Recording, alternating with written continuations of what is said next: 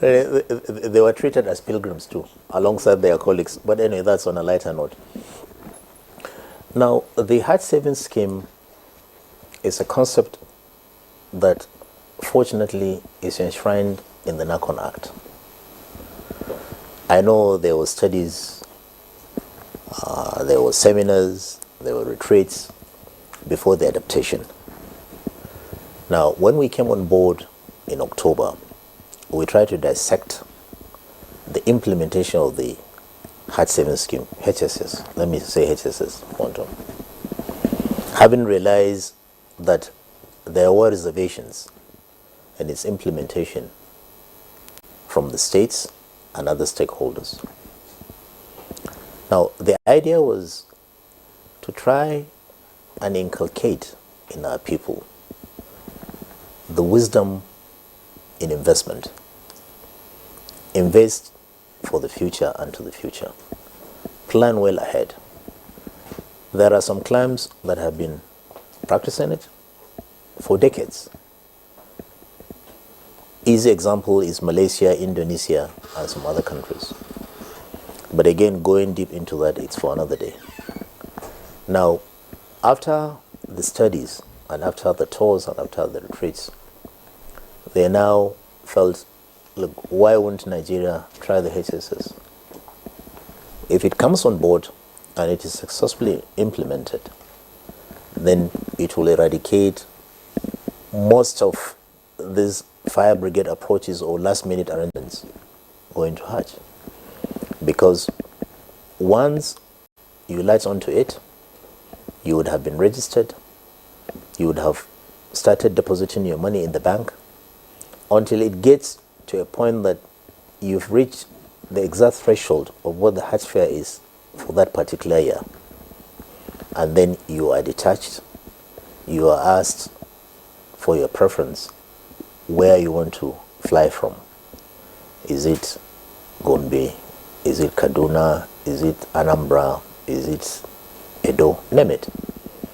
Then such information is communicated to that state's Pilgrims Welfare Board that yes, Mr. A has completed his deposit and is ready to be evacuated, and then he is flying from there.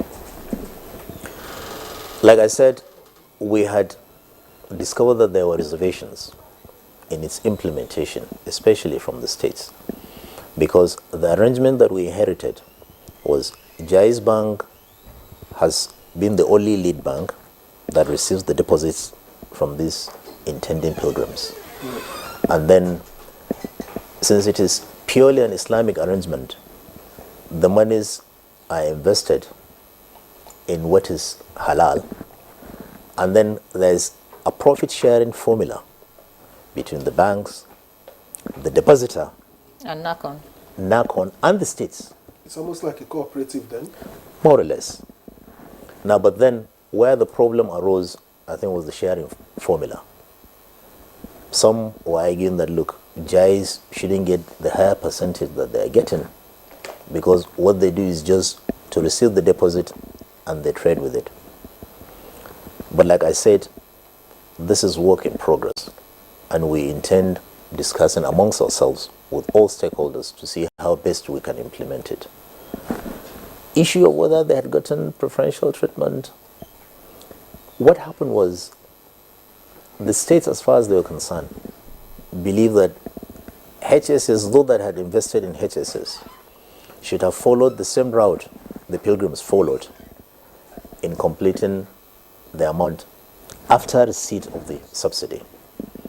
But they discovered that the 1.9 million that every other pilgrim had topped up was not collected from the HSS people. And then the response was, yes, it's true, they didn't pay directly, but what the commission did, NACON, was we have a certain percentage too of the profit sharing once the money is mature. We say, okay, for this period, we are going to sacrifice too. Give our own share, spread it across to the HSS people. But you know, some of these things can get to nerves. They can trigger some emotional response. But in summary, they are not any special from other pilgrims. And I hope by the time we sit down on the table to reassess the implementation of the HSS, we will understand ourselves, and then going forward we will do that. But what is critical and what is most important is to appreciate the fact that going forward there has to be something like HSS. Call it whatever name you want to call, but there has to be. We have to encourage people to start planning well ahead. And it's not going to be, look, you go in after consultation, you go into the theater. No. It's something that you will now have to apply to your psyche, that you stay on a queue, take your time, plan your life, if Allah spares your life, to now start depositing, knowing that in the next 2 years or so, it will be your turn to go. That's what most of the clans that are operating HSS are doing.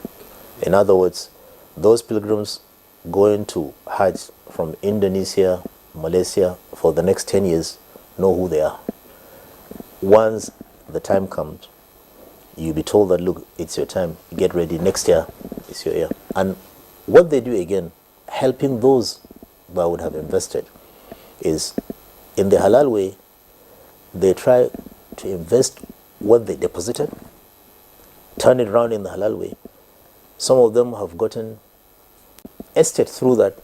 So many profit-oriented projects have been procured by these deposits, to the extent that when it is your turn, for example, to go in 2025, and it is realized that you are just about to cross the threshold of fulfilling or paying for the entire Hajj fare, you already have your own dividends from what has been invested on your behalf.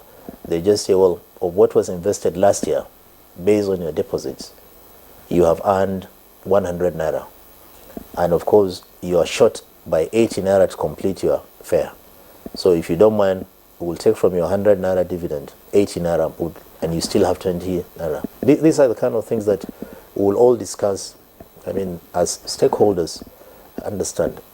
Issue of Hajj, issue of where we find ourselves, I've always told people who are transiting. There are people before us and there are people coming. But what is of joy to you is to make sure that you leave an enduring legacy, that yes, you have laid a foundation of something that people coming after you can build on to go. All right.